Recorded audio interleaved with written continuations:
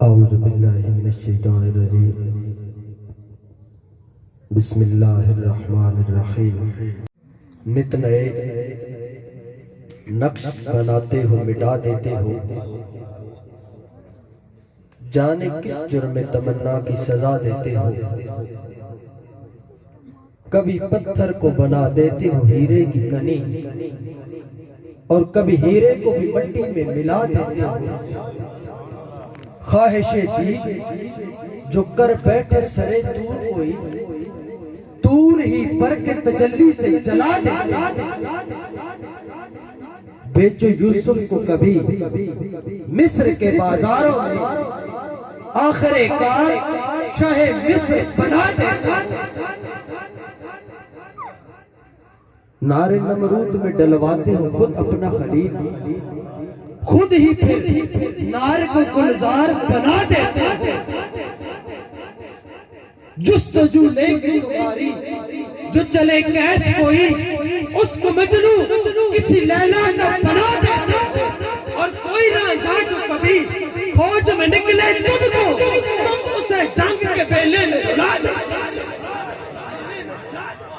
جذب مستی کی جو منزل پہ پہنچتا ہے کوئی، بیٹھ کر اس میں انل حق کی سنا دیتے ہو، خود ہی لگواتے ہو پھر کفر کے فتنے اس پر، خود ہی منصور کو سولی پہ چڑھا دیتے۔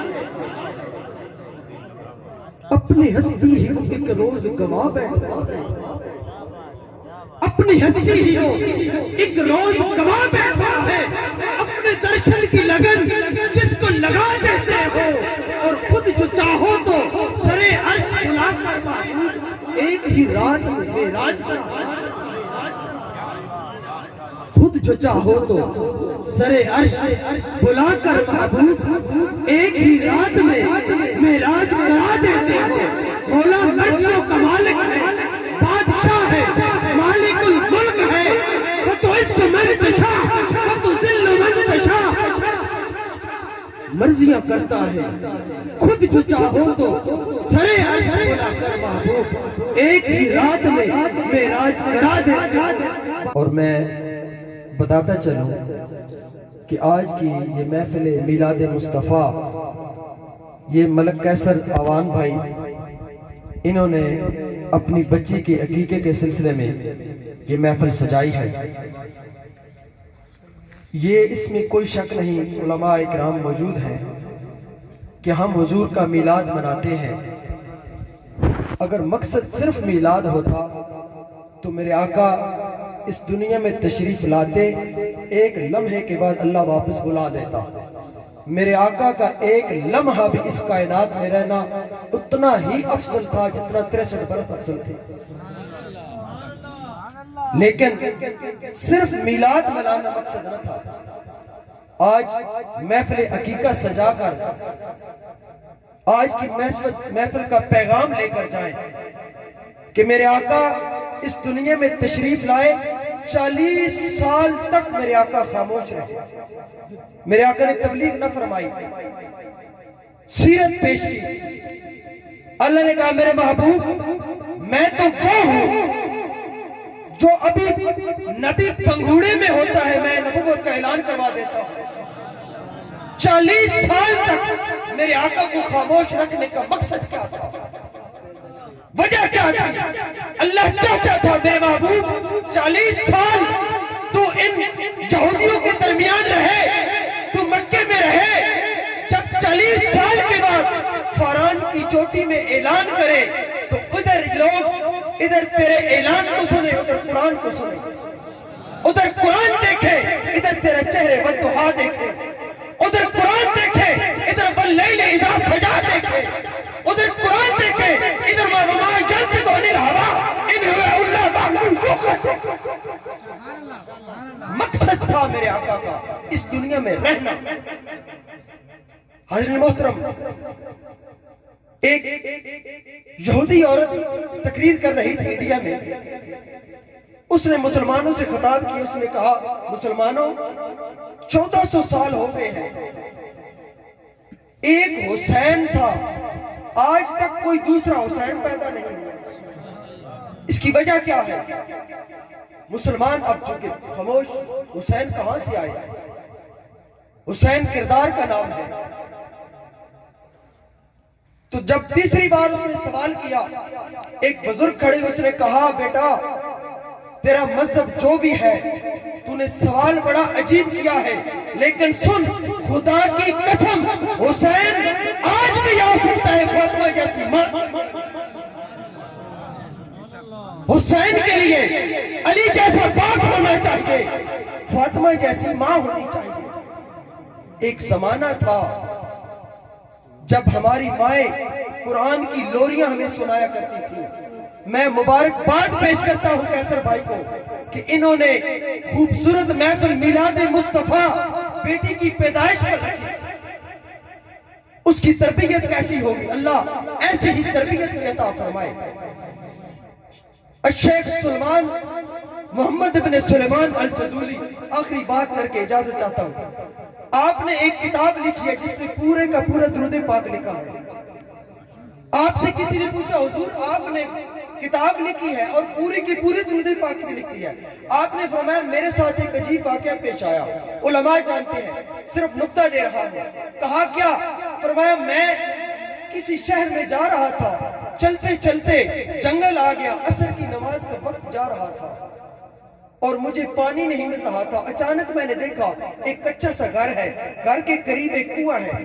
آپ فرماتے ہیں جب میں کنویں کے قریب گیا کہ پانی نکالوں، وضو کروں اور نماز ادا کروں، تو آپ فرماتے ہیں کنویں میں ڈول نہیں تھا. جب پریشان ہوا ادھر ادھر دیکھا، اوپر سے ایک بچی آئی. آج بچی کا کیا ہے اس کی نسبت سے بات سنا رہا ہوں، کاش ہمیں آج وہ تربیت مل جائے. کہا ایک بچی آئی، اوپر سے پوچھا چچا کیا بات ہے، کیوں پریشان ہو اور آپ کون ہو؟ آپ نے فرمایا میں محمد بن سلیمان الجزولی ہوں. بچی نے کہا ہاں بابا آپ کے تو بڑے چرچے سنے ہیں، آپ کا تو بڑا نام ہے، کیوں پریشان ہے؟ کہا بیٹا پریشان اس لیے ہوں کہ میری عصر کی نماز جا رہی ہے، وضو کرنا ہے اور پانی کنویں میں ہے، پانی نہیں نکل رہا. اس نے کہا بابا اتنا بڑا نام ہے، کنویں سے پانی نکالنا بھی نہیں آتا. آپ فرماتے ہیں میں نے کہا بیٹا میری بات تو نہیں سمجھی، پانی نکالنا آتا ہے ڈول نہیں ہے. کہا بابا یہی تو بات سمجھا رہی ہے کہ ڈول کے بغیر پانی کیسے نکالا جاتا ہے. کہا بیٹا پھر تو ہی بتا. آپ فرماتے ہیں وہ بچی چھت سے نیچے منہ کیا اور کنویں میں اپنا لعاب پھینکا. محمد بن سلیمان فرماتے ہیں خدا کی قسم میں یہ تمیز نہ کر پایا کہ اس بچی کی تھوک پہلے زمین پر گئی ہے یا پانی ابل کر پہل پا رہا ہے. آپ فرماتے ہیں پانی جب باہر آیا، جب میں وضو کرنے لگا تو میں نے بچی سے سوال کیا بیٹا یہ اتنی مہربانیاں کیسے ہوئی، یہ اللہ نے تجھے اتنا مرتبہ کیسے عطا فرمایا؟ آپ نے کہا وہ بچی کہنے لگی بابا اتنے بڑے عالم دین ہو کر اتنا بھی نہیں پتا کہ یہ مرتبے کیسے ملتے ہیں. میں نے کہا بیٹا بتا تو صحیح. اس نے کہا بابا میں نے آج تک ڈول کے بغیر پانی نکالا ہے، میں جب بھی پانی نکالنے لگتی ہوں میں اپنے آقا پر درود پڑھتی ہوں، کنویں میں تھوک پھینکتی ہوں، پانی باہر آ جاتا ہے.